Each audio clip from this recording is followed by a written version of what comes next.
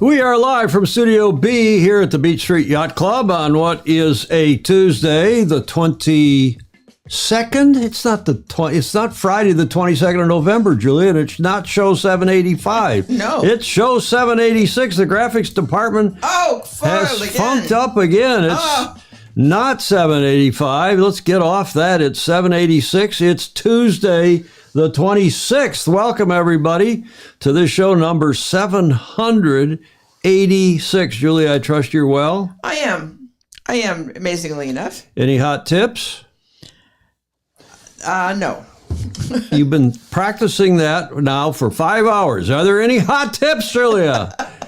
We are live in the Beach Street Yacht Club. We appreciate all of you being here. We appreciate especially Julia. It's nice to have a break in the rain. Hawkinson is saying, yeah, it is. It's actually not too bad a day. It rained a little bit this morning. It's pretty still overcast here in the marina. Welcome, everybody, and thanks for the birthday wishes. Yes, I did turn 71 over the weekend on Sunday, and this cartoon came. Being 20 in the 70s was more fun than being 70 in the 20s. And it must have been on some sailing website, Julie, because more than one person sent that to me. Uh-huh. And I also got birthday wishes to Odd Job, and people are still asking, how'd you get the nickname Odd Job? The nickname was really Chairman, but here is how Odd Job came about back in the early 60s, thanks to my dad and James Bond. Yeah, I thought your dad gave you that name. Same handicap as yours. I wondered if you'd rather play with him. Where is he? Mr. Bond? Yes? This is Mr. Goldfinger. How do you do? How do you do? You can go straight off. The first tee is clear. Fine. I'll get Hawker to caddy for you, Mr. Bond. Well, that'll be splendid. Shall we make it a shilling a hole? Mm-hmm. I'll take some teas. Yes.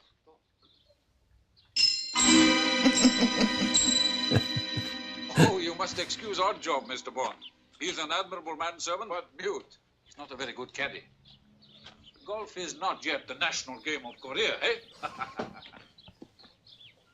Golf is not yet the national game of Korea, and there was Odd Job in his introduction to the James Bond world, and that's how I got the nickname from my father back, what was that, 60-ish, 62, 63, 64, something like that. James, Joe Cool is saying, Ed Worley, remember it's not your age that wears on you, but the mileage. I don't know about that. Thanks, Ted Ryman. Thanks, Chris Fury, Morris Stevens, Magnus the Magnificent. I was texting all night and this morning with Magnus. We're going to get him on the show. He's agreed to come on. He's writing a book. Another one. He's writing a couple books, actually. Yes. And what he's doing, I shouldn't say because he hasn't given me permission to say what his next book is on, but he was doing some research at the New York Yacht Club. I remember that, Which is how that picture came from Claire, Right. from Vice Commodore Harrington, when she was entertaining Magnus the Magnificent there. Happy Thanksgiving week, indeed, Baton Rouge, and thanks to all of you. Julia, that's a classic moment in Goldfinger's, the name of that movie. As I you don't remember it, but it's so neat to see it. And a Fozy or two sent me not only birthday greetings, but also sent me that clip. Julia, what are we celebrating today? Oh, gosh. Looks like chocolate cake. Some kind of cake, isn't it? Yes. It is International Cake Day, and there is such a thing. I had no idea, but there is. It's celebrated each year on November 26th, and our favorite confection, I don't know if cake is. It's not really my favorite. I prefer chocolate chip cookies any day, but it has a pretty long history. The word cake itself is, where's Graham Sweeney when you need him, is of Viking origin and is derived from the Old Norse word kaka. The Greeks also had their own cake, which was baked using flour mixed with other ingredients such as eggs, milk, nuts, and honey. They also had a cake called satura, which was flat and had heavy consistency. And I have spared you the rest of that. There's a thing about Roman and Roman cake and Roman bread and then the Brits, and forget about all that. Julia, what's your favorite cake? Angel food. Angel food. Blonde. Vanilla angel food, right? White cake. Yeah, with strawberries and whipped cream. Not chocolate layer cake. That's most people's favorite cake, according to Wikipedia. Chocolate layer cake. Well, that Another looks good. favorite is tiramisu, Julia. Oh, is that? That's not really a cake. Well, it is, though. Yes. It's Italian cake, right? What do I know? Here's the ingredients for my favorite cake. Do you know what that will make? Honey-made graham crackers, Cheesecake. sour cream, Yeah. courtesy of Once Upon a Chef. Yes, classic New York cheesecake. And whether you put blueberries on it or you put strawberries on it, or my mother used to put cherries on it. She was the cherry festival queen. That's right. From Yeah. Traverse City, Michigan, back in the day. Yes. And that's what we are celebrating today. Cake. All right. Cake, Julia. All right. And we're also celebrating, as always, our Fozy, everybody who contributes to this show via patreon.com/join/sailing illustrated. Come on the show, give us comments on the show, and otherwise lift our spirits on and off and between shows. Speaking of cool people and cool Fozy, I want to celebrate again Sharon Green, who was on a week ago, and her calendar, Ultimate Sailing, is out again this year, as it is every year, the 2025 calendar, and you can get a copy at a 15% discount. There it is. Use that code SAIL15 on her website, ultimatesailing.com, and you can order the puzzle or the bag and she's not paying us to do this. We do this just because we love her to death, and we appreciated very much her coming on the show the other day. It's a very special show. And it's a very special calendar. Her work is superb, and we do really appreciate very much her efforts and her support of our channel. Happy Thanksgiving. Yes, it's Thanksgiving week. It's become a big deal, at least in this country, and I know elsewhere it's a big shopping Black Friday this Friday. And for some people, they've had their Christmas decorations, I should say, up since Halloween, Yes. right? And other people don't put them up till this weekend. Some people don't put them up till Christmas. Right. But regardless, to all of you who are celebrating it this week here in the States and beyond, happy Thanksgiving, which of course is Thursday. And Julia, did you decide if we are doing a show on Friday, on Good Friday? Black Friday, not Good Friday. Black Friday. We're doing a show, right? Yes. We always, it's not just because it's a holiday here doesn't mean it's a holiday in the rest of the world, right? That's true. So we should be doing a show on Friday. We'll do a show on Friday. We're gluttons for punishment, that's why. Happy Thanksgiving, everybody. Let's get on to this show and get on to the Vendée Globe, because everybody's interested in what's going on. They are setting records as they head south to Ted Ryman in Cape Town. This is day 17 of the Vendée Globe's 10th edition. And yesterday, on Monday, records were tumbling. Indeed, the 24-hour solo monohull record had already been broken twice on this 10th edition. This is a report from Monday. The records are broken Sunday. On the 10th edition of the Vendée Globe, but last night it fell successfully to an onslaught of attacks as the leaders of the solo nonstop race around the world enjoyed perfect conditions, meaning lots of breeze and flat water, for sustained high speed. Thomas Rouillant, Nicholas Lundvin, Charlie Dallon, and Sebastian Simon, Jeremy Bayou, and Johan Richomme all pushed the mark higher and higher, but appropriately, it was Richomme who held the record set 5 days ago and who trumped the fast-moving, hard-driving Peloton. It was a nice bicycle mixed metaphor. Yes. With a new mark of 579.86 miles devoured in flat water in 17 to 20 knots, winds between 01:30 hours UTC on Sunday. Yesterday, Sunday, when this report came out Monday, and the same time early this morning, Monday, UTC. That's almost, Julia, 600 miles in a day in a single-handed yacht. That's incredible. It is pretty incredible, isn't it? It is. What are the commenters saying about that? Good evening to you all. Hi, Gordon Smith in Denmark. Christopher Gillingham, one of Sean Connery's best movies. Yes, indeed. Yeah. Indeed, indeed. Goldfinger. Do you remember how he died? Odd Job? Yeah. He threw his hat. You know, that hat had a sharp ring in it. And he threw it at Bond, and he missed, and it went into some kind of. Well, it was some kind of a gate or a jail or some kind of a metal frame, and he went over to grab it out of there to reuse it because he missed Bond the first time. And from memory, I haven't seen this movie in a long, long time, but then Bond somehow ran around, scooched across the floor and put some kind of a big electrical cable against it just as he was grabbing his hat out of that metal. I remember that hat. It sort of buzzed. Fruitcake Day. Did you have a mustache when you got the name Odd Job? No, I didn't. I was only about 10 years old. It's an odd job, but somebody's got to do it, Graham Sweeney is saying. Yes. Caca. Yeah, I wondered about that word too, Fritz Mueller. Yeah, I did too. Huh? I did too. But that's the record setting. Back to the Vendée Globe, which is the topic we are on, that as usual, I'm wont to do a few tangents from time to time. Bravo Zulu to all these guys and to the race. And things are moving rapidly south. Here is the weather report today, not from the usual reporter, but from Dee Kafari. Have a look. Well, thanks for that, Ollie. Hopefully I can add a little more detail. So this is the Cape of Good Hope. And as we can see with the general situation, we've got the low pressure that the guys are riding now, high pressure here, and then we've got the systems lining up in the Southern Ocean. We're now starting to see this red line, and this is the ice zone, the exclusion zone that the skippers may not pass south of. So as we scroll through, we're seeing this yellow track, which is actually routed for Charlie Dallin and the movements he's going to do. You can see he sits just on the front of that low pressure for longer than most of the rest of the fleet.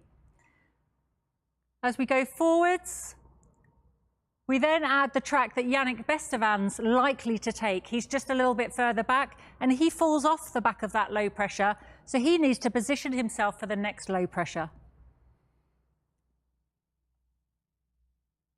Going through, we're also seeing now Louis Burton's track, who's again a little bit further back. So you can see as you're further back in that peloton, you're having to make different decisions. But we're also seeing the weather evolve, and we're seeing the South Atlantic high become a bit more established.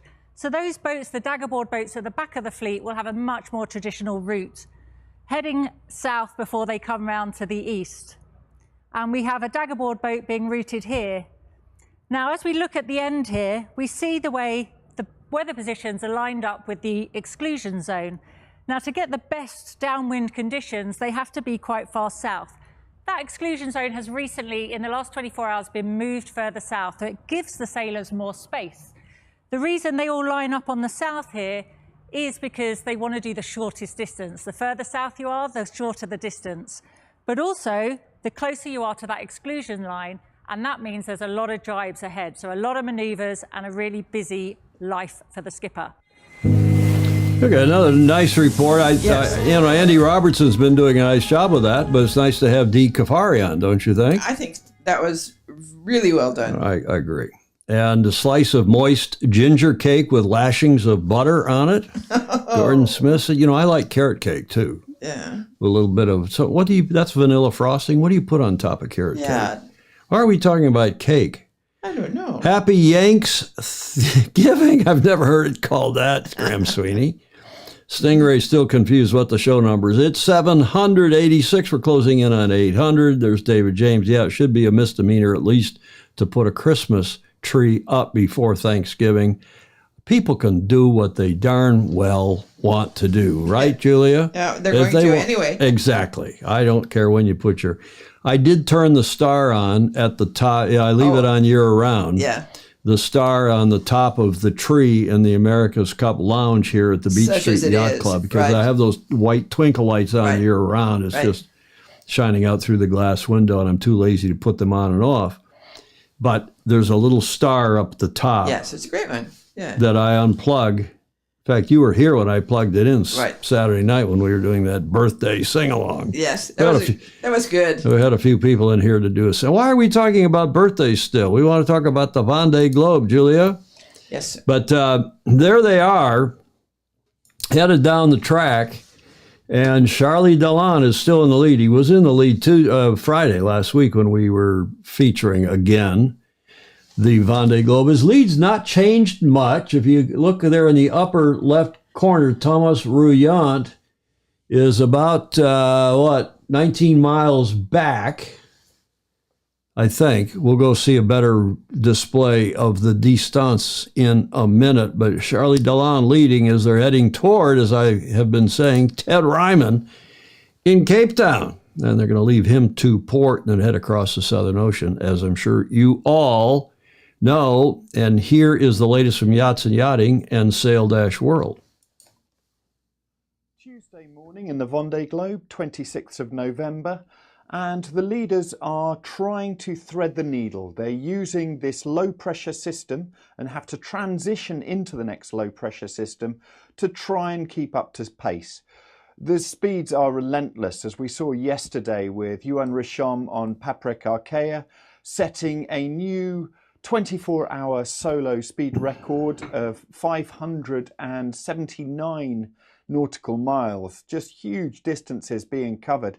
And none of them want to slip back, as they know if they do, then they're going to get into that area of lighter wind, which is the chasing pack are all going to have to face. The phase right now is just a speed run, basically, to try and stay as much as we can with a low pressure that is going to help us move towards the Cape of Good Hope. It's very intense sailing.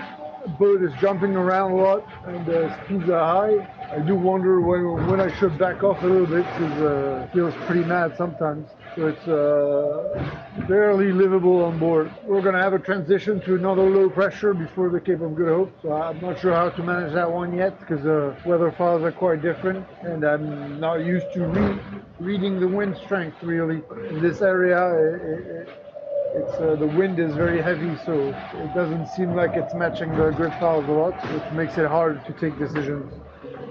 There you go. I need some rest. As Yuan Richomme said there, they're thinking about backing off because of the difficult sea state.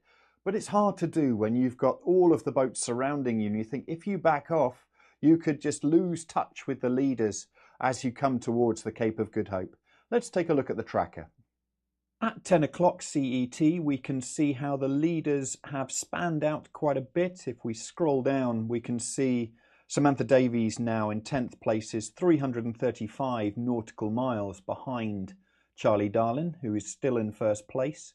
This could compress again as they come into this lighter pressure here before they then go on to the stronger winds again at the Cape of Good Hope.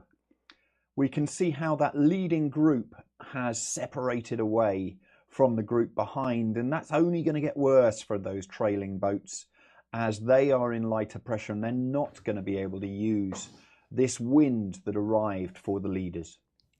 Thank you for watching today. Please do subscribe to our channel using the button down here, and take a look at sailworld.com and yachtsandyachting.com for the latest news from the Vendée Globe and many other sailing events. Julia, you never say use the button down here. Maybe you should adopt his strategy. Use the button down here and then point at the bottom of the screen. It'll be down there at the bottom of their screen. Right.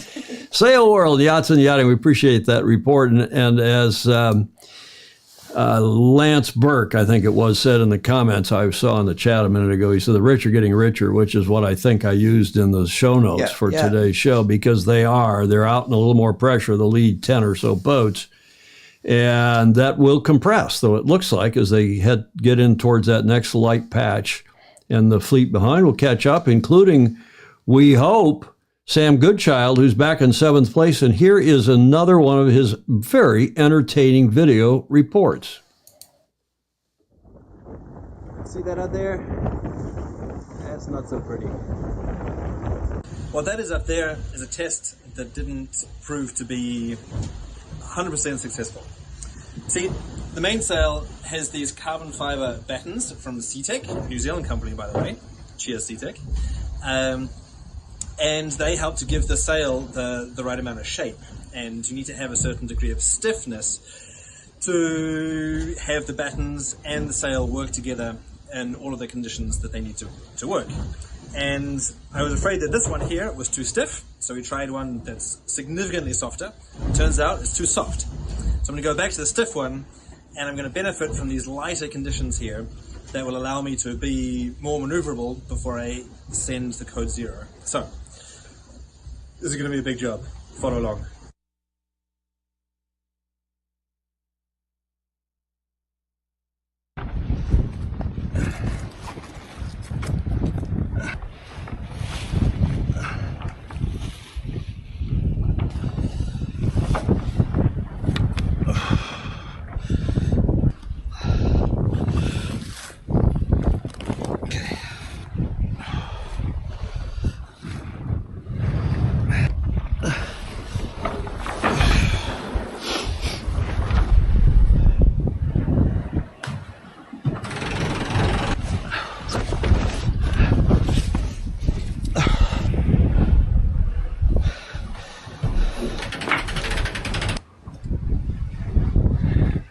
So there we have it.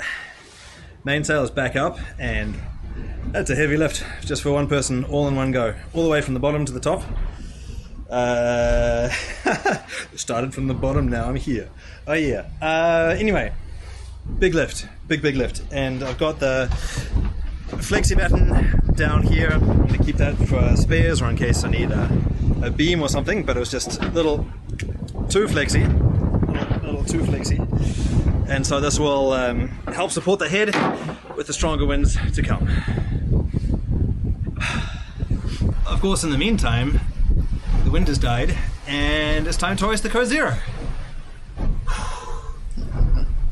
Oh, I'll never be finished. Even Alistair said, "Why are they using the word Peloton?" Yeah, of course, where does he's not. Well, it's a flock of bikes. Oh, Is a Peloton, and I predict that one of the best boats in the lead, Peloton, will break. This is a Clark Chapin's comment. Will break somewhere east of Cape Town, hopefully with no injury or loss of life. That should give the others pause to reconsider how hard to push. Well, we hope nobody gets hurt. Blake Middleton said, "I got exhausted just watching him hauling the main down and up with the new battens." right. And of course, Stingray couldn't help himself, saying, "I'm so glad he got a stiffy." Julia, yes. that deserves Oh, well. a finger wag with your No, we can't do a finger wag for that. You got to do a. That's not good either. You got to do stingray. Denise Peterson signed on. She's in Annapolis. Her son, our Fozy, Yes. Jeffrey Peterson, Yes, is in the KSA, the Kingdom of Saudi Arabia. he is. He is coaching the U.S. team at the World Youth Match Racing Championship, which starts Friday. Wow. And right now they're acclimatizing. They're getting used to the time zone and so on. And they're riding camels in the desert and riding around in four-wheeled vehicles out in the sand dunes. And we'll have a report on Friday. Oh, Because we are doing a show Friday, right? Right. We should. Why not? Let's Why get not? back to Vendée Globe. Here are the top 5. Charlie, Thomas, Jan, Sebastian, and Nicholas. They're in basically the same positions they've been in now for several days. Sam Goodchild, whom we just saw in that video, is in 7th. Sam Davis is the top woman in 10th, Samantha Davis. Boris Herrmann from Germany is in 11th, and another female woman that we have been following, Pip Hare from the UK, from GBR, is another one of our favorites, right, Julia? Right. So, Pip, get going, Pip. Let's get you back up into the top, dozen or so teams and cheering on all of them. And as I saw, I guess especially Sam Goodchild, right? Not just because he speaks English and not just because he's a Kiwi who lives in the Rocky Mountains. He's emigrated here to the States. Yeah, I don't know. Living in Colorado.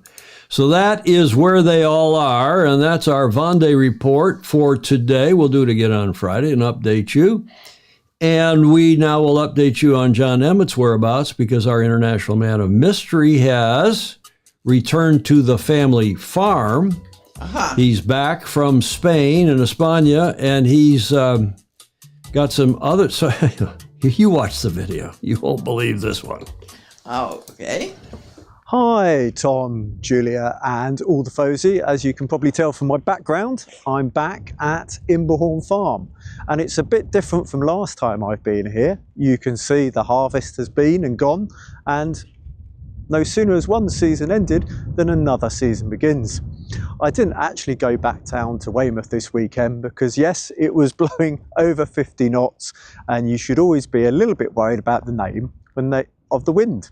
So in this case, they named the wind Bert. So it has to be pretty strong winds to be worried about it. And also psychologically, people are more worried about male names than they are female. Not quite sure why that is. But whenever they name a storm, really important to make sure your boat's tied down well in the boat park. And as I said, no sooner has one season ended, but another season begins, and these fields are now being planted. So I've been taking a well-earned rest at the farm because rest days are very important. A good rest day isn't sat on the sofa watching Netflix, Amazon Prime, Disney Plus, or any of these things. A rest day is allowing you to recover. So physically, that means very light activity. So I'm very lucky I can go for a nice walk on the farm, and also just easing your mind and getting away from those decision-making situations. And we all need a good rest to make sure that we can form our very best. The question for the Fozy: so what do you do for your rest? What holiday do you enjoy? What activities do you do outside of sailing that make it even better? For me, I think boredom can be very dangerous, and I grew up in the situation where there was no iPads, iPhones. In fact, I remember the first mobile phone I was aware of in the 80s. The batteries looked like you had to carry a proper briefcase with you. And nowadays, I don't even think I see briefcases. Maybe to hold computer equipment, but certainly the days of pages and fax machines do seem a little bit behind us. I remember the first coaching I did was with waterproof casing with a VHS cassette, and it was physically hard work to hold the video camera to take that video. And actually the people I was videoing back in, say, 2000, they're now the people who are coaching, and a whole generation of sailors has come through that. But this idea of having a holiday is very important, and actually as a self-employed person it's something I'm particularly bad at. One of the things which was nice about the Olympics this time round, a lot of those Olympic sailors, rather than having the high and then the low, went straight into a America's Cup or Sail Grand Prix season, which I have really enjoyed. I do still think there's a bit of a difference between the teams, and if you had asked me to predict the top 3 teams at the weekend, I would have actually got it right. But then as the season goes, more and more teams, especially when I look at those new teams like Brazil, will get closer and closer to the existing top teams. And it was great to see the USA perform the way they did. I think that was just absolutely amazing. It just shows what a little bit more time in the boat means. So probably that's my goal for the next season, to have the time in the boat at the right time and to rest at the right time. See you on the show. John Emmett, get to the front of the fleet with Coach Emmett. Our regular segment from John, as you all know. Thank you, John. Good stuff. We need a break, Julia. Yes. I don't need. How'd that thing flick ahead so quickly? We don't need that quite yet. But let's go on. This day in history of the 26th of November, Julia, yes. 1789. Oh, that. 1789. Right. That is a real number. Here's a clue. Oh, the first Thanksgiving. Not really. But it's related to Thanksgiving. 1789. Which is related to sailing, of course. Of course. We would. Oh. Mm-hmm.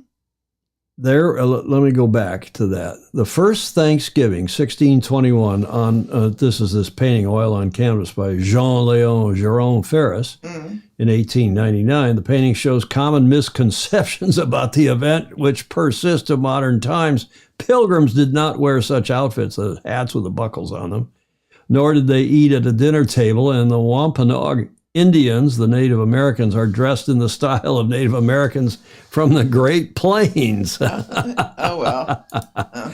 Okay, so that's that painting. Yeah. And documented Thanksgiving services in what is currently the U.S. were conducted as early as the 16th century by the Spaniards and the French. These days of Thanksgiving were celebrated through church services and feasting. Historian Michael Gannon celebrated St.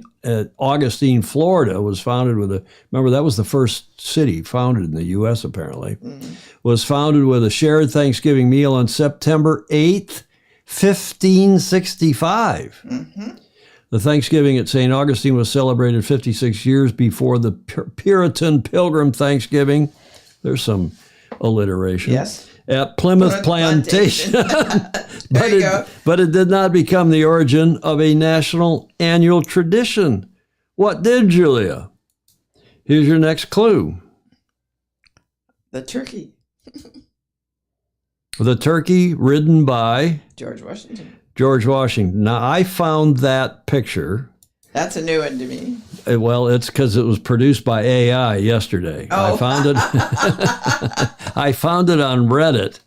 It's an AI image via Reddit. Yeah. Which is I really like Reddit. I'm a Redditor, and I post there every now and then and read a lot of Reddit boards. But that was I found that croutonic thing there.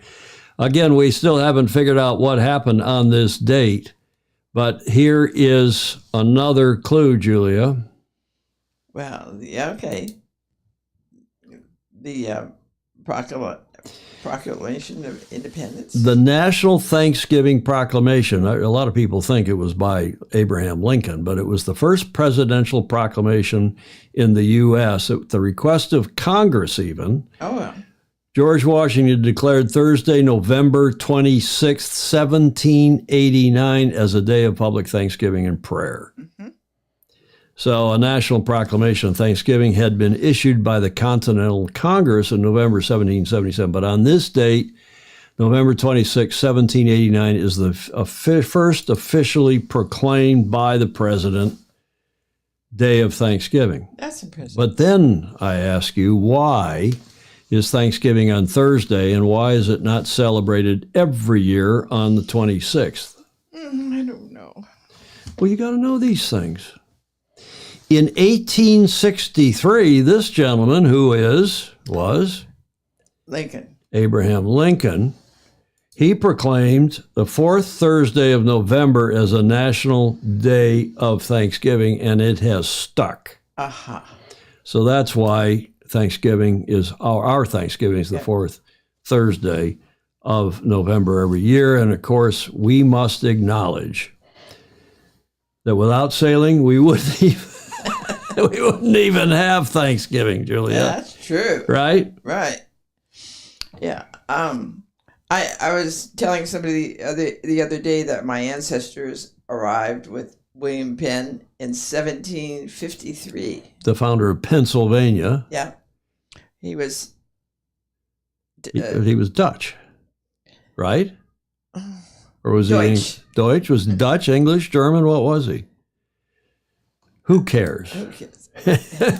What I care about is that on that last video in the Vendée Globe, I said it was... I said it was Sam Goodchild. It wasn't Sam Goodchild. Of course, it was Conrad Coleman, who is the Kiwi, who's come to the U.S., and that's become a very popular figure in this race, especially for us, and notwithstanding some female women. Yes, Gordon Smith, I did say female women. Speaking of female women, Pips had some problems. Yeah, Malizia is slated to win. Well, I'm not quite so sure, Rick Lyons, in Michigan, if Malizia will win or not. What are they planning in late November? Wheat? Winter wheat in certain places of this country, at least, yes. John is spot on about taking a break and gathering. I guess that's what Rick Lyons is talking about. Hope you're not near Clarkson, John. I don't know what that means, Alan Long. Clarkson. Rest with a good book and a hot beverage. The Times cryptic crosswords. And have the dog taking me for a walk. That's how he does. So these are all the people replying to Clark now. And, sorry, not to Clark. I told you I was Crutonic, Julia. To John Emmett's question, what do you do to take a break? Fun on a rest day is to walk around with a video camera, filming myself, talking a lot about anything. Emmett, I predicted the finish order of the final race. You did? Okay, I was going to ask Clark about our predictions from last Friday. I didn't know, John, that you got the third place, that you got the USA correct, but Bravo Zulu, well done. Of course, they have had a lot of practice, a lot more than they did last year. That is the Team USA. Gordon Smith and Ted Ryman, wonderful, great stuff. National Thanksgiving Day established. Blake had that early on Woodstock. Okay. Lots of comments. Yes. What else? Fog, Turkington, Thanksgiving, not a national holiday until Lincoln. Very well done, Gordon Smith. Yep. Until, well, it was a federal holiday when Lincoln declared it. It had been a holiday, a national holiday before that, but it was Lincoln's the one who made it a federal holiday and time off for everybody. Where is that flagpole planted? Okay. Don't see too many turkeys in Florida. Ben Franklin wanted the turkey to be the national bird. No, that's the official bird of this show. You turkey. The lady who wrote Mary Had a Little Lamb bullied Lincoln into announcing a single... That's true, Gordon Smith. Gordon, of course, the very bright and eclectic guy that he is. That's true. There was a lady who apparently pestered Lincoln for years and years to declare a national day. And of course, to the end of the Civil War and the Gettysburg Address, and he said, okay, we got that sort of behind us. We ought to declare a day of national Thanksgiving. I think it was all tied in together. National Leftovers Day that's this weekend, Clark. I love turkey. It's my favorite day. It's my favorite meal, notwithstanding my birthday gets interrupted once every 7 years or so. It falls on Thanksgiving. Mm-hmm. My 30th turned Thursday, and the staff at USYRU, I kid you not, there was a guy called the Skipper in Newport, Rhode Island, who used to skip around with a sandwich board over his shoulder to advertise something. He was a bit of a cuckoo, he was a bit of a nutcase. But people hired him. They liked him. He was a nice enough guy, and the staff hired him. And he skipped around Newport that morning. It was like 2 days before. Like today, Tuesday the 20-something. Yeah. I guess it was 22nd. And the sign said, "The turkey turns 30 on Thursday." People started to figure out who it was. Yeah, that's funny. I eat 400 grams of turkey most days, Emmett says. Magnus, just realized that my birthday falls on Thanksgiving. Happy birthday to me. Well, happy birthday to you. Magnus, is your birthday in 2 days' time? Happy birthday. Happy birthday. Yes. Happy Thanksgiving to those of you who are celebrating it. And even if you're not.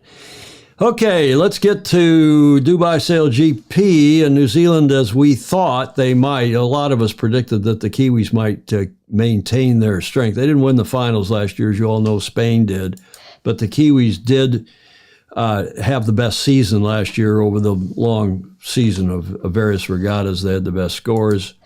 And we said on Friday's show that New Zealand won Season 4's Dubai event by narrowly beating Australia and Canada and finished third in the season overall because of the way they score that final race of the winner-take-all, losing out to Spain and Australia in that winner-takes-all season defining grand final. The team topped the season overall on points. That is the Kiwis, proving itself as the most consistent across last year's 13-event season. So a lot of us thought they might repeat here in Dubai, and indeed in the very light conditions, they did. Those of you who watched it, and a lot of you were complaining about how awful that displacement racing was. There are the final scores overall, and they take points. The top 10 teams, I think it is, take points, and the bottom 2 or 3 will not take points this year, so maybe top 11 teams. New Zealand, 10. Great Britain was second, so they get 9 points on the season. U.S., 8. And then the rest down: Spain, Australia, Canada, France, Denmark, Germany, Switzerland, Mubadala, Brazil. And to my surprise, because I tabbed them as having a good chance of maybe not winning, but certainly doing better than DFL, dead last, as they did. And Jimmy Spithill, I think, was surprised as well. Jimmy celebrated all weekend long that Red Bull has wings. Well, it didn't have wings this previous weekend because they did finish last. They had a big announcement and a big kind of launch party for the team, and here is that video. We are announcing the Red Bull Italy Sail GP team. Really exciting moment for Italian sailing, but also for Italian sport. We look forward to you joining us on this journey. Okay, are you ready for the launch of the Red Bull Italy Sail GP? One thing I really noticed living in Italy was just the talent, the guys and girls coming through. And hey, at the end of the day, the results do the talking. I saved the Olympic classes in 49 FX and then in Nagra 17. And then I participate in the Women's America's Cup. I won it with the girls. I've been sailing the 49er in Rio, and after that I moved to the Nagra 17 and did a couple of gold Olympic medals. We're under no false illusions that it's an hours game in Sail GP. Next one is the last one right there on the finish line. Fleet is absolutely super high level, and we are trying to catch up with the fleet. It's going to be hard, but we are a superheroes team. The F50 is an absolute beast, and it's one of the hardest boats to sail. So I really wanted someone that had the hours and could help with that education process and bring them up to speed. Kyle Langford, he was #1 on my hit list. Got a lot of history with Jimmy. When he was with the American team, he made a couple of offers, and I think every time he was becoming more and more convincing. And then when he came forward with this Italian offer and just the vision he had for the team and that I could be a part of something from the very beginning, yeah, I guess it was an offer I couldn't say no to. It's a journey. This is the first step in the journey, but the important part is we've got the right people. We've got the right approach. We've got the right culture. It's fantastic to have Jimmy with us, taking on the coaching role. The environment around us is so good. I'm very proud to be involved in this season 5 with the Red Bull Italy SailGP team. It's a huge honor. Nice to have Red Bull as a sponsor. Very high quality video, eh? Cool video. And a lot of comments. I agree here with particularly John Emmett, but Andy Cox is echoing it. They did well to get Kyle, John Emmett is saying down there near the bottom. And Andy Cox, time on the water is everything. Look at what the U.S. now has done. After a little time on the water, they've gotten themselves up onto the podium. Pete and Dylan arrived hot from the AC match. Yeah, Jimmy looked tired. He had big bags under his eyes. Come on, Jimmy. Take some coaching from John Emmett and maybe get a break. Mark Holland, wait, how did France get 5 points? Well, they allocated France some points based on something, how they finished last year in this regatta or something, so that they get points even though they didn't have a yacht. Their new boat is being built and will be delivered in New Zealand in January. Brazil, likewise, like the Red Bull Italy team, really struggled. Again, as John is suggesting, no time in the boat. Ed Worley's good point. It was a very crowded race course at the marks, and there were a lot of strange things that happened going in and coming out of the marks because of teams, A, not wanting to break the rules, and B, not wanting to crash the boats. So these courses are awful small and awful constricted, and they may be too much so. Yeah, we talked about that before. Indeed. And it's a challenge. It is a challenge. So here is Ruggero Tita, and he did not have a good weekend. Again, he's not had much time on these boats, unlike the time he got in the AC40s, which propelled him to the top of the Youth America's Cup, and he sailed brilliantly there in Barcelona. But, you know, he's also got a modeling career. Did you know that, Julia? No, but I believe it. He's a handsome guy. Yes. And here is this is from a couple, 3 years ago. He appeared in Italian's Vanity Fair, the Italian edition of Vanity Fair, with a headline. Those of you who speak Italian, I think I know what this means. I consulted daughter Meg this morning, who speaks Italian from her uni days in Switzerland, in the southern part of Switzerland. Ticino, Ruggero Tita, un ragazzo d'oro.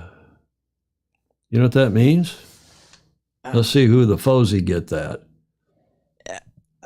His name and in a... un ragazzo d'oro, of gold. Yeah. You know what a ragazzo is? Let's see who gets it first. Regalia. No. No.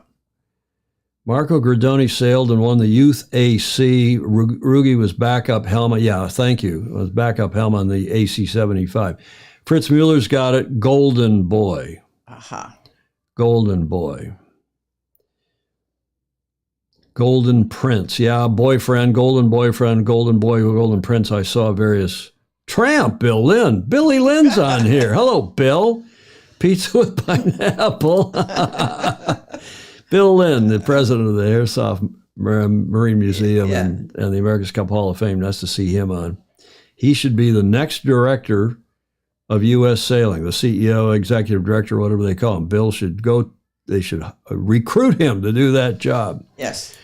My never humble opinion. Rye bread often gives you a golden beard, Gordon Smith is saying. In any event, he's a handsome guy. Yes.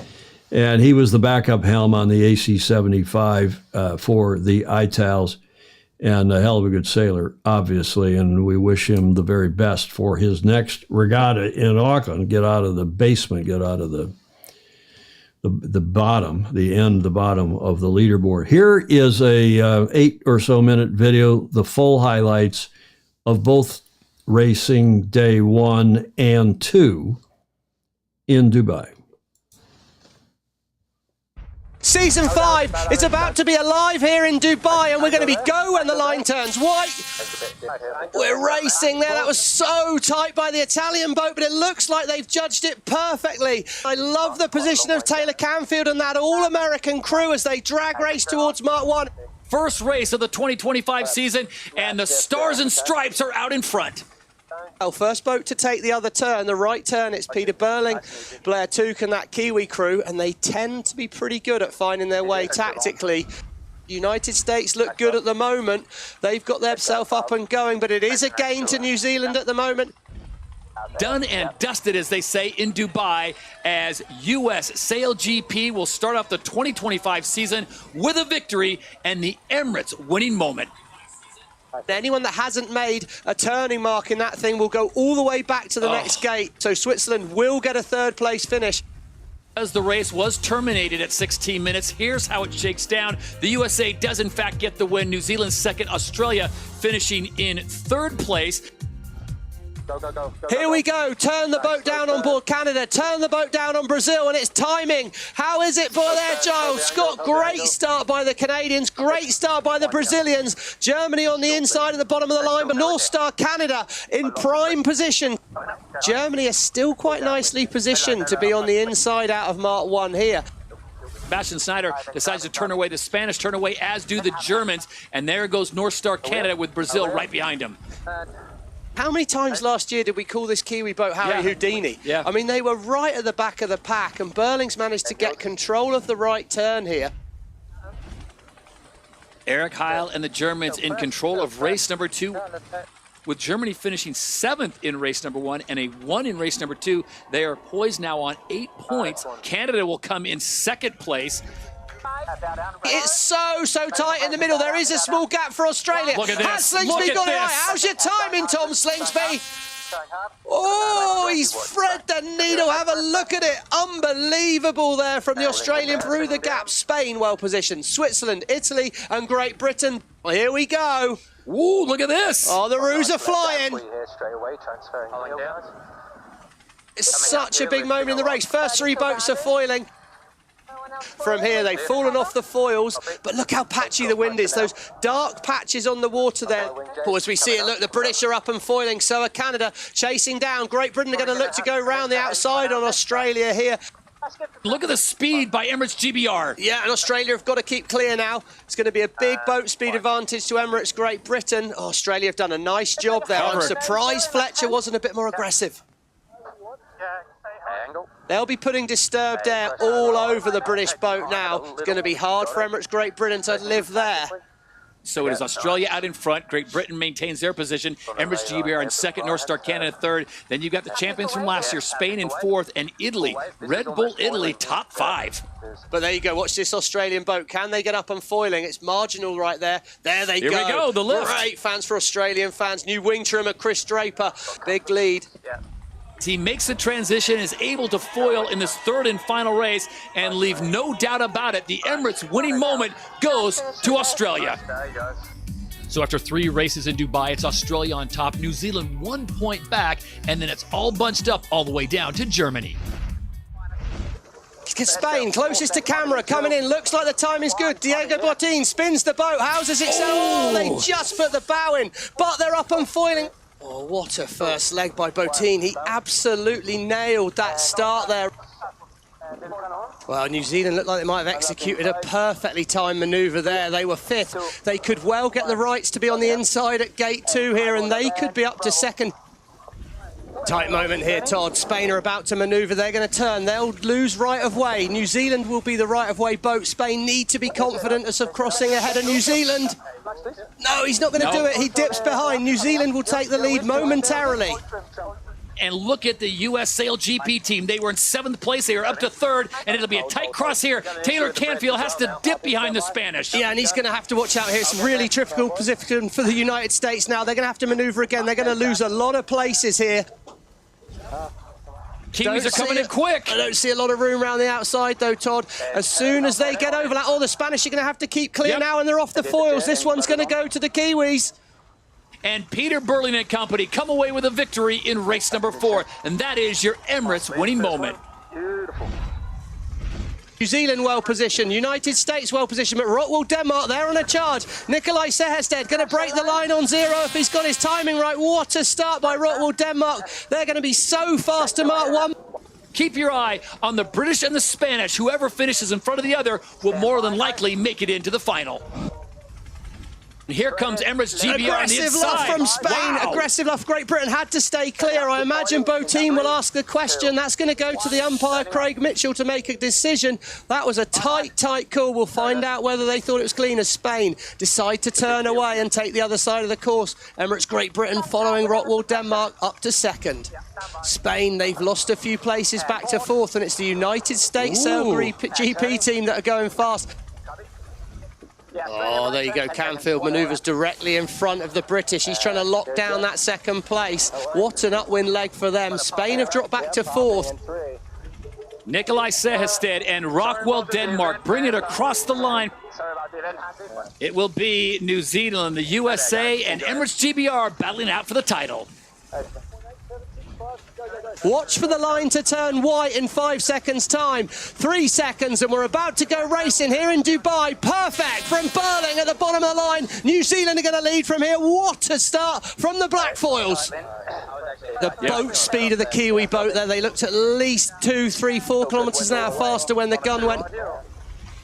Oh, he's trying to sneak round there, Canfield. He's trying to turn the boat towards the wind. He's off the foils. Emirates Great Britain will be faster. Burling will split the course left. It's all about who's found the wind after gate 3.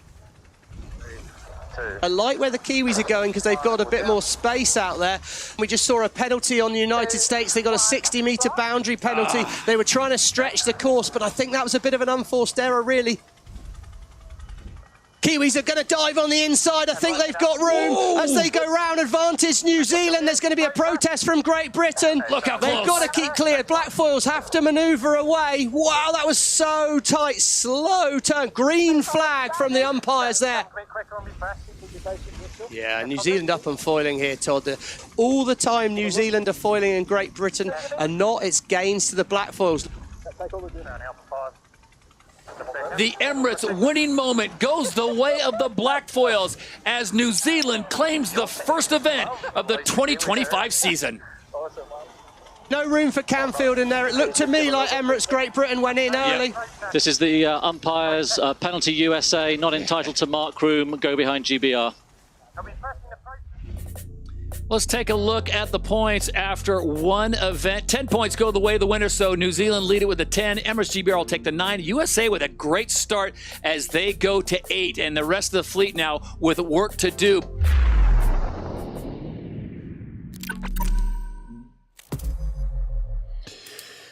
Okay, that was hard to listen to. Yes. Oh man, I'm gonna save it though for the fuzzy fozzy. Rick Bannerow sent a rant in this morning by email. Yeah. And we'll let him.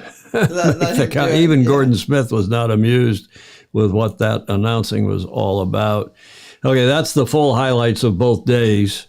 Video came out just before we went to air. But regardless of what happened and the lack of wind and so on, bravo Zulu to Dylan Fletcher and to Taylor Canfield. The two of them, I think, performed surprisingly well. Dylan didn't surprise John. John was expecting them to do well.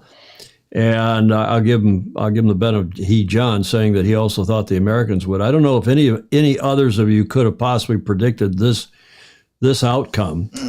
But bravo Zulu to Dylan, who's doing his first, real sail GP, because Giles Scott was driving the British boat, unless I'm mistaken. Yeah. So bravo Zulu to Dylan, who's come off that America's Cup co-helm situation with Sir Ben, and hopped into this team, and right off the bat, and especially in the light air and the strange conditions, so finishes second. And bravo Zulu to Taylor Canfield and the rest of his team. Absolutely. Who, with a little practice time now, they were at that in Bermuda. Somebody said that we were reading on Friday a report that there had been training in the Bahamas, but I don't think that was true. I think there was a training in Bermuda after an event there or something. But regardless, the Americans have come back from a very bad performance last year. Let's just admit it. And with their new livery, inspired by the copper grill, we don't need to beat that one to a pulp again. The copper-colored Statue of Liberty, greenish. Patina. Patina. What color is that, Julia? It's patina green. Patina, but patina isn't a color. Patina is a kind of a finish, isn't it? Yeah, well, what you see is Green. Statue of Liberty Green. I don't know what else to call it. USA barging in the mark was absolutely crazy. A few more knots of wind and it could have been it. Well, yeah, but I think they had no choice and they knew it was light, John. So your comment is, I think, right going off the screen at the top now. Yeah, it could have been extremely dangerous, but commentating twats, Peter Taylor, there at the top of the screen. Croutonic commentary. I watched it on mute. It was just fine. Lance Burke, a.k.a. Fog Machine. Classic case where the and they were talking over each other. Yes, it was hard to understand. Where the commentator is a mouth faster than his brain can run. And they're sharing, yeah, there were a lot of production problems. Okay, but again, you got to give them a benefit of the doubt. It's the first event of the season. Who knows what new and I'm not making excuses for the television, but there were a lot of problems with the graphics and with the commentary matching the graphics or not and so on. They'll get that. Hopefully they'll get that together in the sharing. But the audio and just the plain commentary, shouting, as Ed Worley said, into the mics. But again, I'm going to leave this to the fuzzy fuzzy. Now, Lisa Darmanin, the Aussie, who's a favorite of Alistair Murray's and a lot of ours, and her voice is a little irritating too, frankly, but her content is good. And after the regatta, she went around and interviewed a couple people, including our Fozy, Leo Takahashi. Rob Fry, Leo's dad, is on and saying Fletcher was helm in season 1. Oh, was he? Thanks, Rob. And Leo hopping on with the Kiwis on that boat and winning his first regatta. Bravo Zulu to him, Leo Takahashi. And also then Lisa, I'm going to show you the video now. She also gets around to Dylan Fletcher. So that is also a very good interview, and I'm going to play her whole tape. I take a Valium before I listen to Sail GP commentary. Pedro Foiling Sailor is saying, Julia. Yes. Ted Ryman, I'm glad Taylor did such a good job. Same goes for Dylan. Yes, indeed. Did John really think Slingsby wouldn't make the final? I can't remember. John, tell us what your call was. A lot of people thought Slingsby would be in the final. But remember, as you know, Alistair, duck, egg, green. Ted Ryman is saying duck, egg, green. Fog Machine says copper oxide is the USA. Copper oxide. That's the official color of that livery. Copper oxide. That's probably pretty good. The 60-meter penalty did not help the U.S. Well, indeed, it didn't. Well, yeah, that was a stupid own goal when they went outside the boundary, apparently. But maybe their software wasn't 100%. Who knows? Regardless, bravo Zulu to those two. And let's have a look now at Lisa's video and her interviews of Leo and Dylan.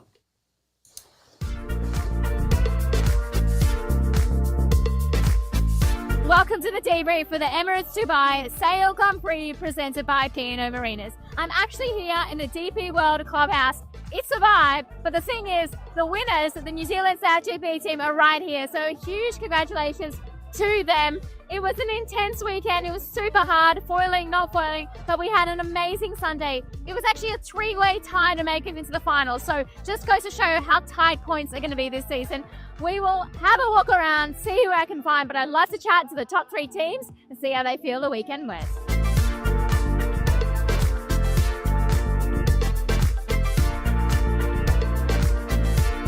GP times Nikki Beach, Abra Sail Entertainment, and it is just going off here. I'm struggling to find the sailors, so I thought they might be here having a bit of fun with Craig Davis. So let's dive on in and see who we can find.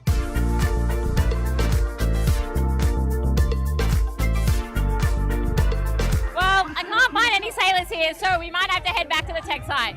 Let's go.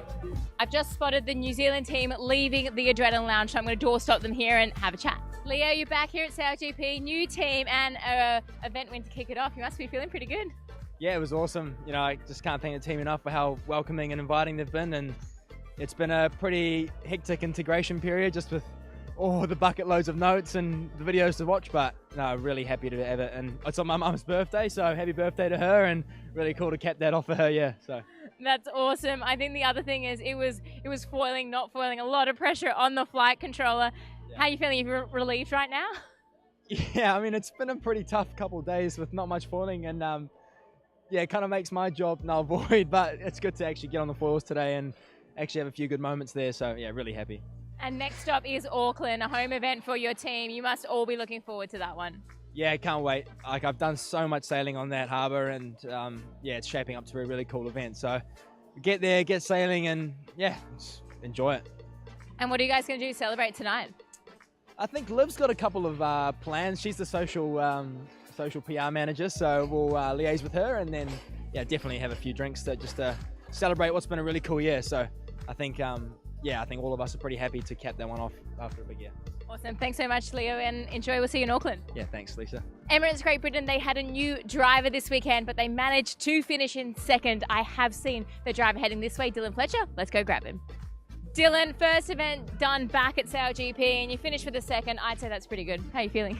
Yeah, right now a bit disappointed. Obviously, you know, feels as though we were in the lead and we had it in our grasp, but that's Sail GP, you know, it's all or nothing. And I think that also goes to show that you like winning races, so we can expect a lot more from you and your team. Yeah, hopefully. The team's done a fantastic job. You know, Hannah kept me in check, Coobs and Parko, Hutton, they've all done a great job this weekend. So I think looking forward to Auckland, T-foils, hopefully some more speed, and yeah, maybe we can give that top speed a crack as well. Oh, well, you were actually the one to first break 50 knots in Sail GP, so you're going to break the speed record again? Yeah, hopefully break the speed record. I think we set quite a quick one this summer, so hopefully we can beat that. Awesome. Thank you so much. I'll let you enjoy the celebrations, and I'll see you in Auckland. Thanks. Okay. Well, while you're on the big jobs, I thought we'd have a chat. Yeah. Congratulations. It's a nice way to kick off the season. Yeah, it's epic. We're stoked. We've been putting in a lot of work in the training leading up and in the off season, and so, you know, we're super happy to come away with a third. And obviously you are on the handles, you've been pushing, you've been training a lot in the off season. I've seen the Instagram videos. Yeah, I've been working really hard. It's something that I enjoy though, pushing really hard in the gym, and so yeah, it's a great opportunity that I have to be the first full-time female grinder in Sail GP, so it's fun. And the other thing, obviously you guys have been training, you've also got a new livery. It's a lucky color for you guys? Might be. Yeah, no, new branding. I think it's awesome. It's bright. You know, you can see us on the water, so it's fun. I enjoy it. And you've got Hans back. Obviously, he went off and won an Olympic bronze medal. How's it having him back in the team? I mean, Hans is great. He's such an incredible sailor and teammate. So smart. And yeah, we're just excited to have him back and build off of that together. Thanks so much, Anna. We'll see you in Auckland. See you in Auckland. Well, that's it for the debrief for the Emirates Dubai Sail Grand Prix presented by P&O Marinas. It was so good to kick off the Rolex Sail GP 2025 season here. But we will see you in the new year for the ITM New Zealand Sail Grand Prix in Auckland. Okay, so there's a bit of an outro, and yeah, it does seem like they're all on speed or Red Bull or it does. Something. They're amped up pretty well. Chris Fury says here in Oz, actually, now that you look at it here, that is Sail GP green. Look at that. Oh, yeah. That's Sail GP green. Pretty close. Yep. Did you see Chris Fury's comment? Here in Oz, the USA color is known as public toilet green. I like it. I agree with Blake Middleton. I think it looks okay. We're just not quite sure. We're not quite sure what to call it, but yeah, she was. I think Rick Lyons' comment, Lisa was shouting over the band and the intros and the outros there at the start. That's a fair comment. She does screech a bit, but she was trying to talk over the band. Hawkinson, do they have spray sparkling apple juice? Well, it's not really that color, is it? I don't know. Okay, enough of all of that. Why does Lisa sound like she's sniffing helium from Gordon Smith? Gordon, he's full of vim and vigor today. Yes. Vinegar. Just pea green. Clayton Embley, pea green? It's not pea green, is it? No. PEA? Maybe PEA green, not PEE green. Yeah, right. Maybe. Patina green really, turns out that patina green really is a color. Clark Chapin must have done the research. Okay, that's our Sail GP report. But wait, there's more, because I got a rant, as I said a few minutes ago, from our Fuzzy Fozzy from Rick Bannerow this morning, and I asked him permission if I could play it, and he said yes, by all means. So we have, for the first time in a long time, we have a correct or croutonic segment. And I ask you, is Rick's rant correct or croutonic? And here he is, Rick Bannerow, superb photographer, writer, and so on in Connecticut. up in the northeast of this country, and he writes this morning, he emailed saying, Jesus H. Christ, the production and commentary this past weekend was enough to cause one to throw a Nerf brick, a foam brick at the large screen TV. Let me count the ways in no particular order. On-air announcing is still just as overhyped as a Vizsla on crack and given to dumb hyperbole at the worst possible moment or moments. Having the radio comms live on the broadcast is nuts. You can't understand what is being said. It adds noise with a Z to the experience, not insight. You seldom can tell who is speaking to whom. Which is true. The cuts to commercials at often at critical moments in the actual racing. Apparently, I didn't watch it live in the U.S. with the commercials. But coming out of the commercial breaks only 20 to 40 seconds before the starting gun is really frustrating for us yacht racers, yes. It's sort of like, Julia, it's sort of like the NFL, our National Football League. You know, they do all the pregame stuff. They go to commercials. They come out of the commercials. They've got the players held on the field, and they give them the signal that they can go kick the ball for the kickoff. Yeah. And, you know, I think people are used to that here in other sports, but it is a bit disconcerting for those of us who are yacht racers not to see more than just the 20 or 40 seconds before the start. The new, quote, Rolex virtual pole position was wrong 85% of the time. And you know what that is? That's when they predict on the computer screen what is the best position, according to the computer, on the starting line for getting to the first mark first. And and they had the same problem, and they've had the same problem last season as well. But I think Rick's right. The map of where the various race venues will be has Rio closer to Sao Paulo, when Lake Como is perfectly pinned. I don't know quite what that comment meant, Rick. Why isn't there any indication of wind shifts or show the overlay of the course with things like giant cruise ships blocking, deflecting the wind, and how far those objects throw shadows? Okay, yeah. They did have those big cruise ships lined up there, and they were trying up against the shore so people could see. Why did the broadcast start so late versus advertised airtime and then go to a 20-minute wind delay, followed cutting off the last race of day one, rinse and virtually repeat the same delayed start, and then cut before final race to go to a live sports recap of college football and basketball? Again, this in the U.S.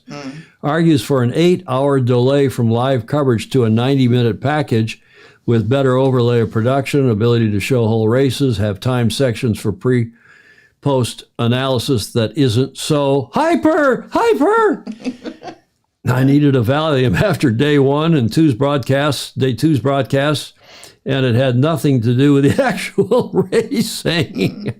On the positive side, lots of teams on the podium each day, different teams, I think he means, and lots of interesting storylines starting to develop, respectfully submitted. The Fuzzy, a.k.a. Rick Bannerow, and P.S. Bravo Zulu, go young Takahashi. I think that's fair.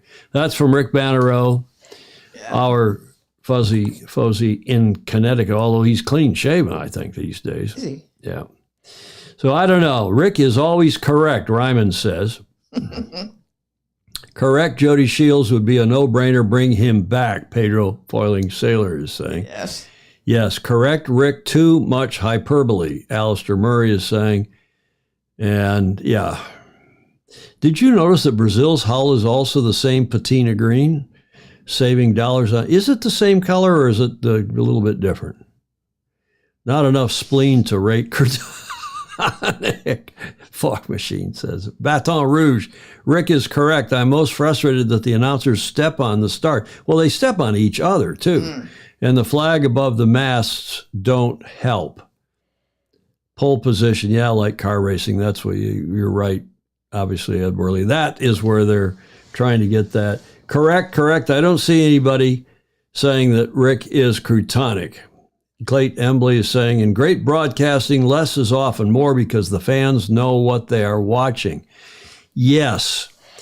And I was watching the NFL yesterday, and we have the famous Michigan man named Tom Brady, who grew up here in the and he's the GOAT. He's the greatest quarterback of all time by most people's accounts. And he's now doing, he's a color commentator. There's only two of them. There's the guy in the booth, and then there's Tom in the booth with him doing Tom Brady, doing the analysis, the color commentator. And he talks too fast. He's brand new at this. This is his first season. But he talks too fast, and he talks nonstop. It's like they think they have to fill every second. Yeah. And you don't. If you watch the more experienced commentators on the late Sunday night show with the Ann Arbor man, Mike Trico, who's from Ann Arbor, they don't fill every second. And Chris, what's his name, who's his cohort.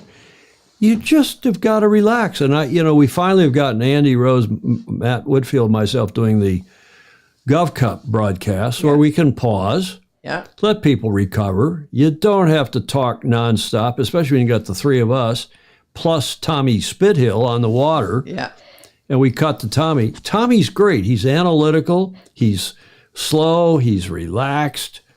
And he pauses. And it's more of a conversation rather than a constant stream of commentary. Yeah.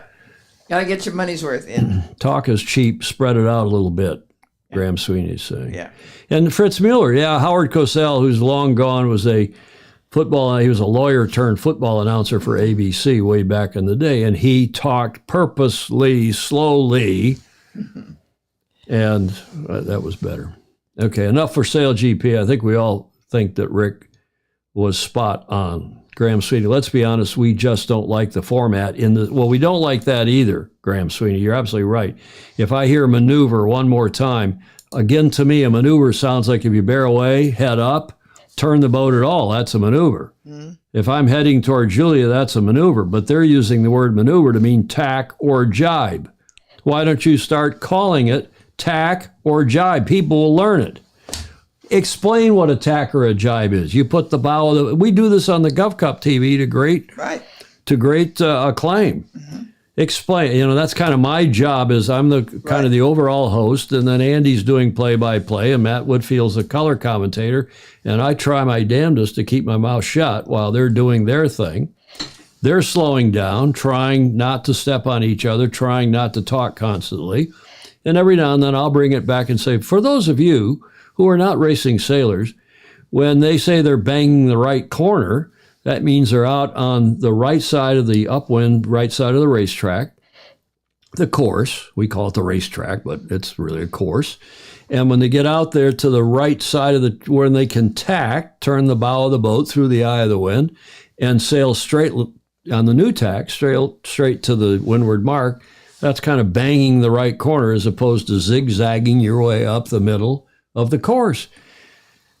I mean, people watch cricket. We've said this many times before, they watch American football. American baseball has all sorts of arcana. Is that the right word? Arcana?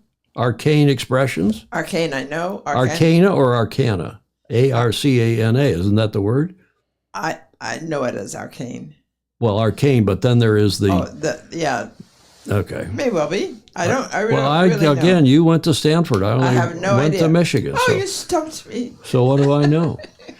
In any event, what I do know is that Sail GP is back in a couple months. Its next event is January. They're taking December off. They will be in Auckland on the 18th and 19th of January for the ITM New Zealand Sail Grand Prix. It's the first time they've been in Auckland. And it's, I think they'll have a hell of a good crowd. It'll be the middle of their summer. It'll be after the holidays. And of course, most of New Zealand takes the month of January off anyway. It's sort of the way people in Europe take August off. And we wish people here in the States would take August off. A lot of people wish they could have a month-long holiday. Right. So that should be a good event. We'll look forward to that. Maybe we will do a watch party for the Sunday racing on the 19th of January. We could. And why they don't call this a regatta, the second regatta or regatta number 2, event 2. I mean, there are thousands and hundreds of thousands of events. But other than rowing and sailing, I don't know of very many other regattas. Good point. People know what a regatta is, don't they, Julia? Not necessarily, but they should. A regatta? Regatta. A regatta? Regatta. And yes, I think it's better to use it. Regatta. Okay, that's coming up in January, which gets us after only an hour and 19 minutes, Julia. Wow. With the construction going on next door, it's probably a good thing. Yes. It gets us to the last leg and that famous painting. And today, in a month's time, 1 month from today, we will be live with our probably most popular watch party. Right. Although those America's Cup watch parties were pretty popular too. They were. And we will be doing the Rolex Sydney to Hobart Yacht Race, they call it, the CYCA, the Cruising Yacht Club of Australia, call it a yacht race. Yes. Which is another one of our favorite expressions. I wish more people would use tacking, jibing, regatta, yacht racing. Yes. Even if it's Optimus, those are yachts. The Dutch word yacht meaning small pleasure craft. Right. Yacht. Anyway, that regatta is a month from today, Boxing Day, the 26th of December. We'll be covering it live. It's our Christmas night. We actually go live at more or less 6 p.m. on the 25th of December, our time, which is noon the next day down under. And we will be, whatever time they go live down there, we will go live with our watch party, which has proven to be a lot of fun and very popular. Yes. And we'll do it again, but here's a preview video courtesy of Rolex. You have to do the Rolex Sydney Hobart Yacht Race. To me, it probably is the hardest race in the world. You never go in thinking that it's going to be an easy ride. You know that anything could come at you. You've got to prepare for that. It's a really dynamic, challenging racetrack. Over its near 80-year history, the Rolex Sydney Hobart Yacht Race has forged a towering reputation. Partnered by Rolex for the last 22 years, this exceptional 628 nautical mile offshore challenge pushes every competitor to the very limit of their capabilities. That stretch of water across to Tasmania is some of the most treacherous in the world. And the weather conditions going through Bass Strait can get waves as high as your mast. When you do get the feeling of everything coming together, the boat holding together, the team holding strong, getting through those really tough nights, that's super rewarding. Organised by the Cruising Yacht Club of Australia, in collaboration with the Royal Yacht Club of Tasmania, the Rolex Sydney Hobart Yacht Race makes its customary spectacular start from Sydney Harbour.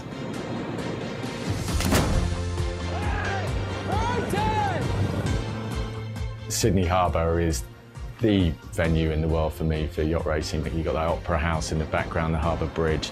There's thousands of boats out there, spectators watching the start. You know, it's just iconic. The 100-strong fleet then heads south, negotiating the notorious Bass Strait, en route to the finish in Hobart, Tasmania, where mere metres can decide the duel for line honours.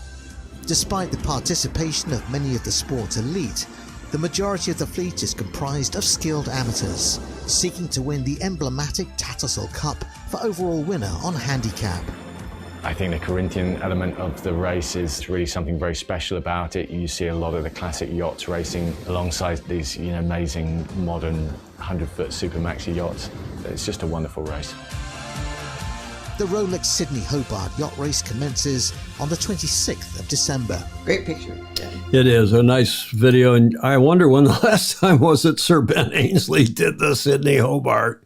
He's featured in this video, and I was talking with Andrew McIrvin about that some weeks ago, about why is he in these videos? He doesn't do this much offshore racing. I agree with John Emmett and Alistair Murray. Yes, we were all big fans of Glenn Ashby and his commentary during the America's Cup. The new edition of, oh God forbid, Clark Chapin, the new edition of the Racing Rules of Sailing even uses the term event more than regatta. Yeah. Well, okay, you're talking, I still don't get it. It's a regatta. And okay, if it's a longer than, we think of a regatta as a limited period of time. Why am I leaving Rolex up there? I guess we should give them some credit. I think of a regatta, at least, tell me if I'm wrong, but I think of it as a weekend or a week. That's a regatta. If it goes on much more, maybe a 2-week Olympic regatta, maybe that's a regatta, but it has a start and a finish, and you compile scores from various regatta dates, regatta days, regatta races. races within the regatta. But after that, it becomes a series. Yeah. To me, the summer series, the whatever series. Yeah. But who cares? Whatever you want to call it, I don't care. Lou will be navigating Law Connect again. Fog Machine is saying that is Chris Lewis here from St. Francis Yacht Club, better known as Lou around here.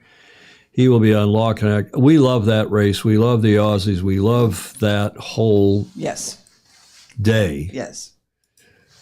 Our Christmas night, not Christmas Eve, Christmas night, and there you're down under Boxing Day on the 26th.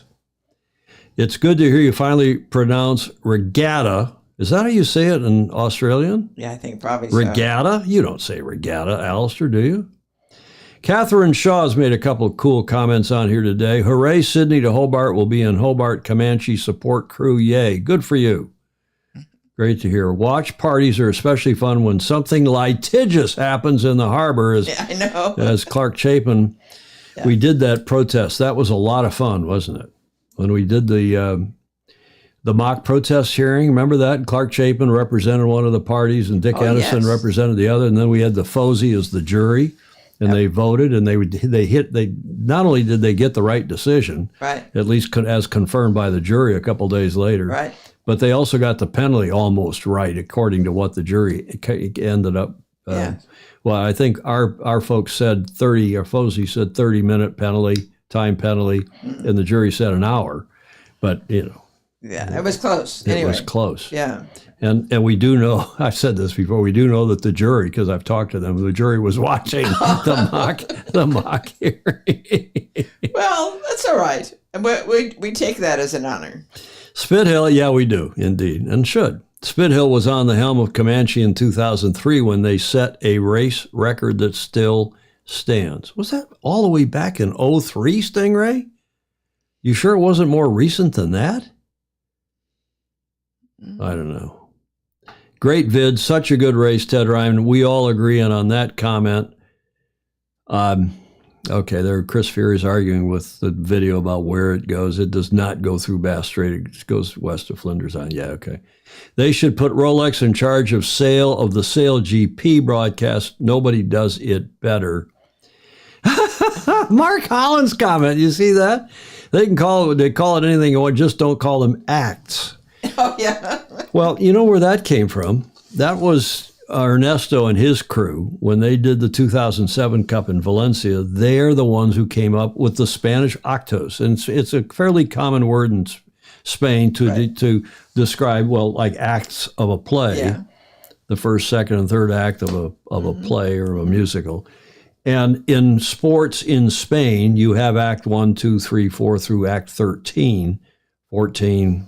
And so it's fairly common. And then they translated it from Spanish, actos, to act in English. And it sounded a little harsh and a little stupid. Regatta 1, Event 1, Act 1. I like Act 1 better than Event 1. We got Act 1 in Dubai. We got Act 2. I like that, actually. What's wrong with that? Act 2 in New Zealand. You're not amused. Well, I have to think about it for a minute. Comanche set the record in 2015, averaging 25.75 knots. Yeah, that's a lot more like it. I think it was a lot more recent than 2003. Blake Middleton, I've had a standing offer to be on the water in the harbor on Boxing Day and truly want to be there someday. Unfortunately, the airfares to SYD are through the roof. Well, they are. Yeah. We got a regatta. Alan Long's got it. We got a regatta. Hello, Julie Aarons. Yeah, regatta. Hello, Julie Aarons in Cleveland. The real reason the American colonies revolted, we knew best how to pronounce words.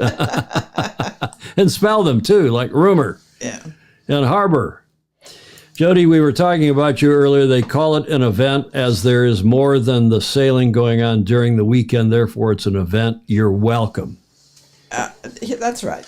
Okay. That's right. But the racing is a regatta, isn't it? It's a regatta. But it's part of the event. But all regattas have events. You have a prize giving, you have a skipper's meeting, you have an opening ceremony, you have a Saturday night grill, you grill some burgers. And yeah, but it's, they're the bigger ones. Okay. Every Sail GP appearance, not every Sail It's a regatta. Okay, I'm not going to win that one with you. Let's go to the D block, something I will win because you like this guy as much as I do. Yeah. Mark Holland, isn't the plural of regatta regati? Well, now there's another problem, is that the Latin countries, Spain and Italy, refer to a given race as a regatta. Yeah. Yeah, so regatta 1, regatta 2, regatta 3 Right. are the races within a series. Yes. So that's an issue. There are events and races within a regatta. Julie Ahrens, yeah, okay. Tijuana Brass. Let's get on here, Julia, with this before I get a copyright strike, although we don't seem to be getting those anymore. It's a series within a series, Rick Lyons says. Viagra, it won't make, we always try to end the show the way we started out with that James Bond clip. Viagra, it won't make you James Bond, but it will make you Roger Moore. Okay. Finger wag for Gordon Smith, who accused me of never using his jokes. And there's why, Julia. Yeah. Huh? Well. It'll make you Roger Moore. Which is a Commonwealth expression, as you probably know. Yes. Rogering. Okay, let's get to something that's a little more sailing related after this next one.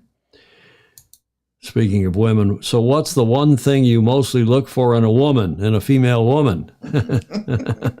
X chromosomes. Mostly. Hey, Gordon Smith is happy. Yay, I used one of his cartoons. Well, his cartoons are so intellectual usually. They're way above my public school, meaning in the U.S. sense of public school, not public school like in the U.K. Mm-hmm. XX chromosomes. That fight continues here in the U.S., as I'm sure it does. That came from Ted Ryman. Thank you, Ted, for that. And here's another one. This one from Greg Phillips, who sends some really juicy ones. You see this? Mm-hmm. From Greg Phillips. This is almost a caption contest, but the caption that went with it from Greg, it's my name, not an invitation. He apparently just got smacked. Mm-hmm. See her name? Oh, yeah. Cerebral. Yes, Gordon Smiths are cerebral. Yes. The retirement homes love Viagra because it stops the old guys rolling out of bed. Alistair Murray, Mr. President. That was a good one. Okay, we end on a polite one, Julia. Mm-hmm. On a polite one. Normal, love. Usual, she's thinking love, he's thinking sailing. Mm-hmm. Unusual, she's thinking sailing, he's thinking love. And perfect, when they're both thinking, I should go back to that, when they're both thinking about sailing. And that is from John Emmett. Thank you, John. That was very nice indeed. That was for Lily. That was very nice. And you tell Lily what a good boy you are for sending us a nice, clean cartoon like that. And maybe you and your wife think that way. I know there's some people that don't always think that way, Julia. Chris Fury says, yes, there's an alarming increase in testicular injuries in women's sports. Pedro, foiling sailor, if whiskey makes you frisky and brandy makes you randy, what makes you pregnant? A stiff Johnny Walker. Now we are. Give him the finger wag. Yeah. Oh, my goodness. We're going to start calling these shows acts. This is Act 786. Is that what we are today? Where's my notepad? Yeah. 786. Octo. We're Act 7. I'm going to change it. We're going to, instead of saying welcome to show number 786, we're going to say welcome to Act 786. Event 786. Croutonic. Yeah. Croutonic. Okay, Julia, that gets us, thank God, to the finish line. We're an hour and 33 minutes into this one, and it is your time to say... Yes, it is time to like, follow, and share. Clark Chapin usually says he's already done it. Comments are welcome. And he does, and that makes a lot of difference. Well, it does. No, for sure it does. Helps us out. We're pooping along here pretty well with views and everything else. Look, we're a silly sailboat show in a niche sport with a handful of viewers, thousands of viewers by the time it's watched in replay. Mm-hmm. But we are unique. because we are the only live video webcast. We're not a video podcast. We're not recorded. We're not a YouTube video. Right. We are live, and what is unique about that and what is cool about that is the chat. Yes. Is having live commentary, live, especially the one from Pedro Foiling Sailor. It's you, Fozy, that make the show unique and fun. And on this day in history, Sailing Illustrated changed from shows to acts. Actos. Actos. Thank you all, and thank you especially those of you who give us a few bucks a month via Patreon, patreon.com/join/Sailing Illustrated. We really appreciate your support. It keeps us in our studio live and in color. And I used this the other day, and several people commented on it. Instead of having color bars up, which we don't need and we won't use and we don't have because we have Sailing Illustrated's patrons via Patreon. We appreciate it very much. As we also like to say thank you at this time in the show to those of us gave us audio video. Those of us who gave it. Those of you who gave us audio video and images for the show. Acting Illustrated. Unique fun. We agree on the croutons. Cheers to everybody, especially those of you who will be celebrating Thanksgiving on Thursday. And, of course, the long 4-day holiday weekend here in the States, Thursday, Friday, Saturday, and Sunday. Julia, we're going to do something on Thursday. You going to come down for a turkey here, or we're going to go to the YC for their big Thanksgiving buffet? Your call. We can do either. If you want to come down here to the Beach Street Yacht Club for turkey. I think we can go to the Yacht Club and then have leftovers here. Leftovers? Enjoy the turkey and especially the pumpkin pie. Yeah, Andy Cox in Bermuda. I don't know how you celebrate Thanksgiving in Bermuda. You know what was fun about the America's Cup? And talking to Sharon Green and others, we go back to the 80s, the 70s even, is that whenever you're living in Spain or Australia or Germany or wherever the hell, New Zealand, when Thanksgiving comes around, you get to celebrate your American holidays, and then you celebrate the local holidays too. Sure. Australia Day in Australia, and Auckland Day, and when you're living in New Zealand, Boxing Day, and so on. And it's a great cultural festival for all of us. We appreciate very much all of you and your continuing support. We will do a show Friday. I hope John Emmett, are you going to have a report for us, John? See you Friday with the latest update. Good deal. Okay. Bobby Steele, thank you for your comments and support. To all of you, have a great rest of your week. We'll see you on Friday at the normal time, 1300 Pacific. In the meantime, sail fast, sail safe, and have fun. Ciao for now.